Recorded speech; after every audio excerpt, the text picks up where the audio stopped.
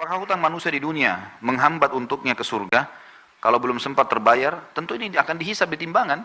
Hutang-hutangnya akan dibayar nanti dengan pahalanya. Ya. Jadi seperti itu, Allahu a'lam. Masalah dia dihambat masuk surga, tentu saja dilihat nanti. Kalau setelah utang itu ternyata amal baiknya jadi berkurang, langsung neraka dulu. Makanya harus diselesaikan utang-utang itu, teman-teman. Dan ingat, jangan buka pintu hutang. Teman-teman sekalian, kita sekarang ini dililit dengan utang secara sengaja, dibuat program hutang itu. Utang rumah, utang motor, utang mobil, utang HP. Hutang semua, dan ini tidak boleh, teman-teman sekalian. Ya. Kita tidak boleh dalam Islam membuka utang kecuali ada uzurnya. Karena utang itu bagian daripada pelanggaran. Kalau orang punya kemampuan. Ada orang subhanallah mampu, kaya raya, tapi semua dicicil sama dia. Kenapa harus cicil ini, teman-teman sekalian? Tidak boleh buka pintu utang, nih, berbahaya sekali. Kata Nabi SAW, orang mati syahid pun diampuni semua dosanya kecuali utangnya. Dalam hadis ini dikatakan, ruh seorang mukmin bergantung antara langit dan bumi selama utangnya masih belum dibayar. Berat utang itu, teman-teman sekalian.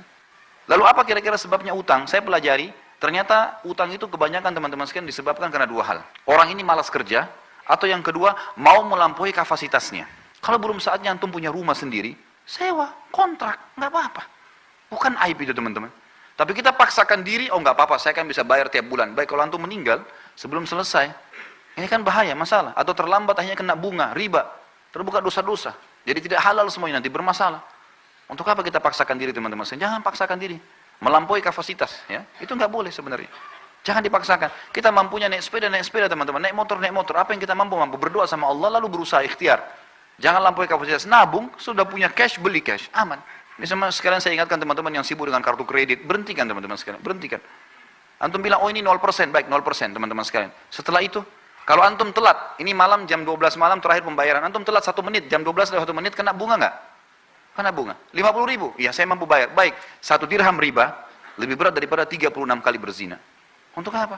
Tutup itu, teman-teman sekalian. Karena itu membuka pintu utang. Membuka pintu hutang, dan hutang tidak boleh. Sampai kata Nabi SAW, matlul ghani zulmun. Imam Madzhabi masukkan dalam dosa besar. Orang yang menunda pembayaran utang dan dia mampu, kezaliman, dosa besar. Untuk apa buka ini, teman-teman sekalian? Sabar, cari uang cash, beli, gitu kan? Ini penting. Kita cuma boleh buka pintu utang kalau darurat sekali. Memang darurat sekali.